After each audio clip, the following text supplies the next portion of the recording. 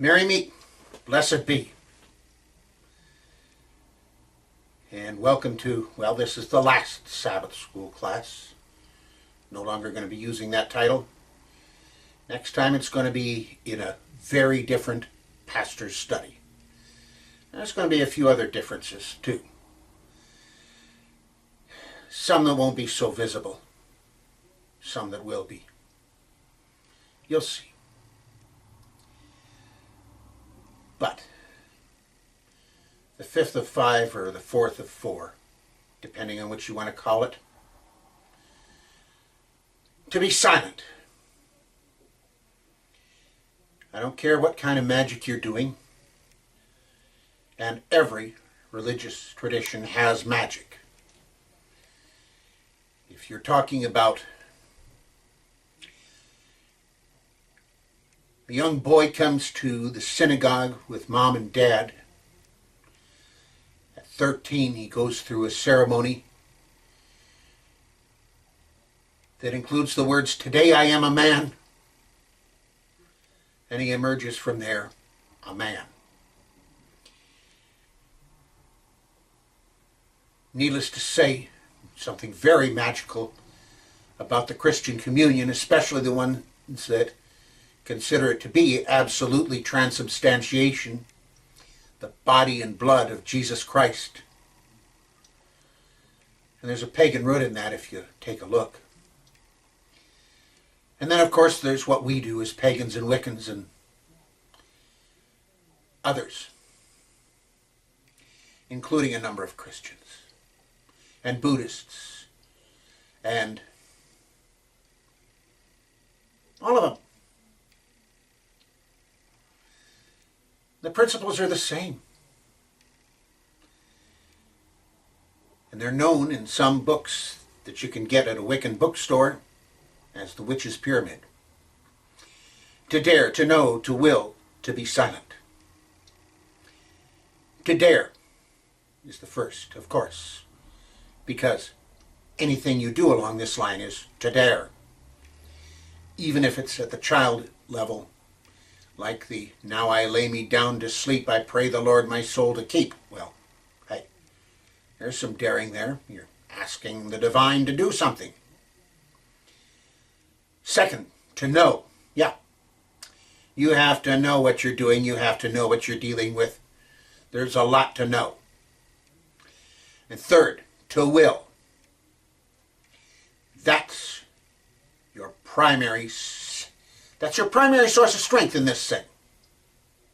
If you're going to do any kind of magic, any kind of spiritual working, to will. You won't accomplish anything if you don't have will. Which is one of the reasons why I criticize so many that will couch their prayers with, "If it be thy will."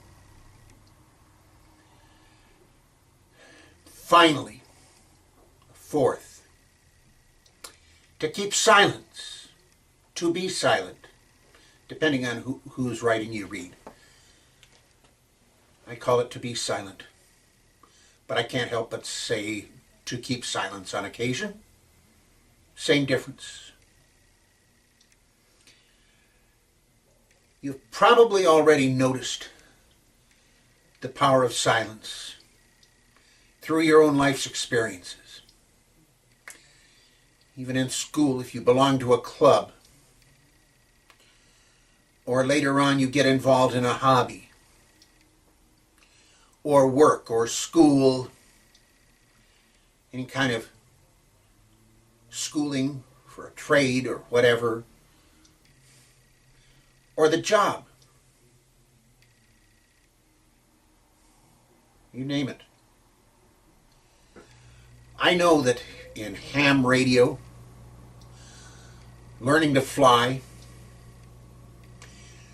religion, computers, which is how I put bread on the table, I've noticed, and you have too, I'm sure, the person who talks the most isn't always the person who knows the most. As a matter of fact, the person who knows the most may very well be the person who talks the least.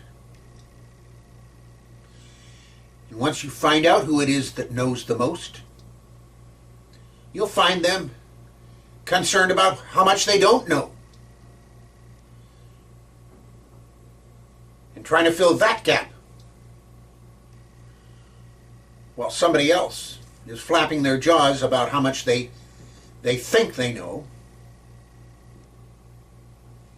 So often, the one who talks the most is not the one who knows the most.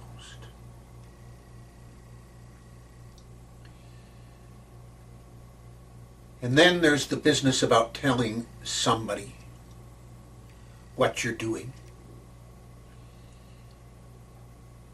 If you're doing something in the spiritual realm,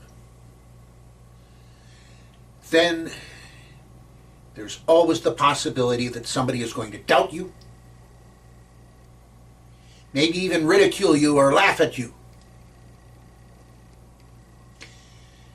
And then there are those who will have other thoughts.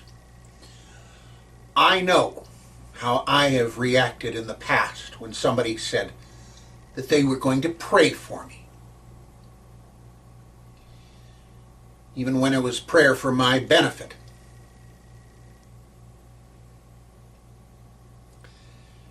And besides, I'm going to ask you the same question that I've asked you ever so many times. Why would you bother about telling somebody something that's between you and the divine? Why bother? It's between you and the divine.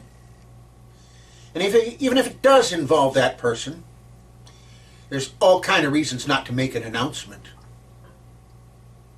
All kinds of reasons. I know the times that I've thought that somebody saying that they were going to pray for me, that was just a cop-out to avoid doing something practical. And so, because I had that thought going through my head, I may have negated that person's work. And they may have really meant for something powerful for me. But it didn't, because I had the wrong thoughts about it.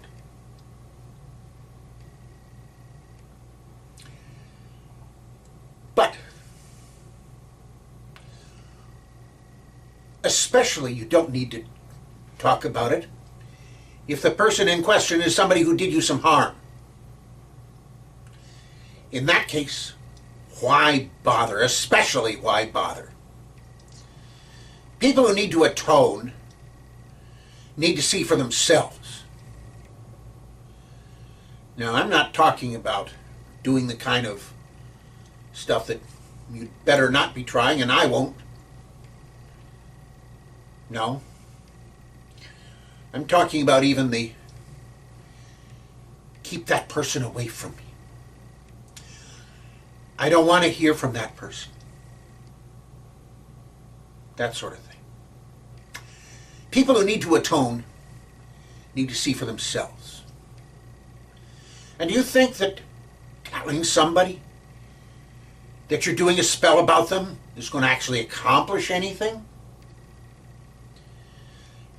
You'll find in some of the ancient tales there are exceptions. I recall one where somebody got greedy, or at least it seemed greedy, and wound up with this humongous hoard of gold. And Loki told the person, that ring has a curse on it, and now you got the curse. Okay. That's an exception. The exceptions are rather clear-cut. You read the ancient tales, you'll see how clear-cut the exceptions are. You and I are living in this world, and quite often the exceptions are not clear-cut. Perhaps the only exception that I can think of right off would be declaring somebody a warlock. Why? Because you're talking about somebody breaking a very serious oath that they voluntarily took.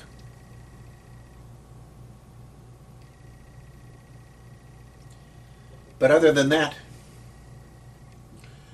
most of the time, silence.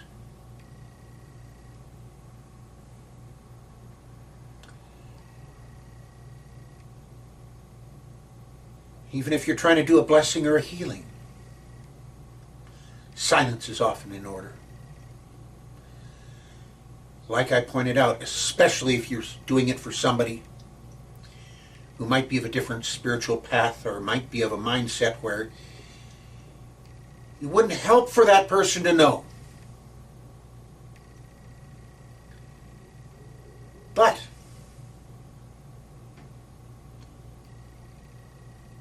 once it happens, people do have a tendency, whether they admit it or not, to being able to notice when it is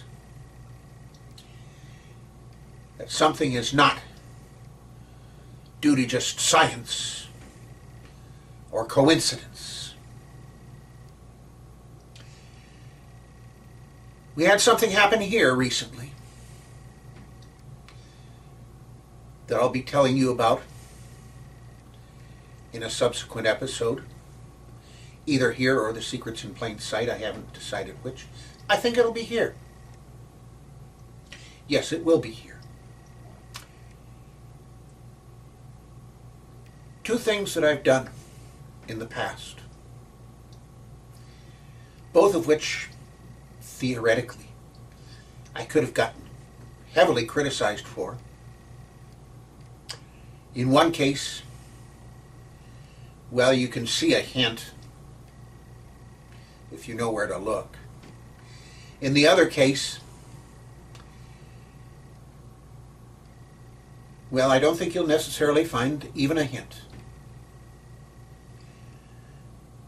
But I have a feeling that both of them are a case of the only time in the world, or just about.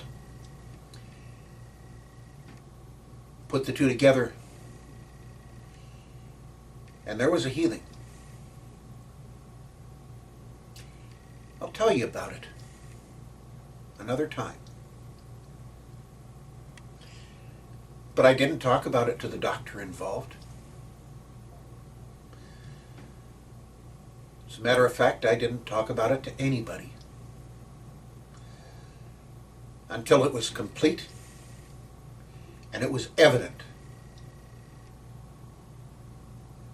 So yeah, even doubters can be made to doubt their doubts. To be silent. That too is a source of strength. To dare, to know, to will, to be silent. I mightn't, blessed be. Uriel's Gifts and the Secrets in Plain Sight are sponsored by the Temple of Gaia. At Temple of Gaia, we don't train you to our path. We show you how to find and pursue your own path. Above all, we tried to provide a great place to come together and to share. We're located in Collingdale, Pennsylvania, just outside of Philadelphia, and wherever cyberspace can be reached. To learn more, visit our website at templeofgaiainc.org or our meeting place in cyberspace at templeofgaia.ning.com. Thank you for coming. Feel free to return at any time. We intend to always have something for you here. Blessed be.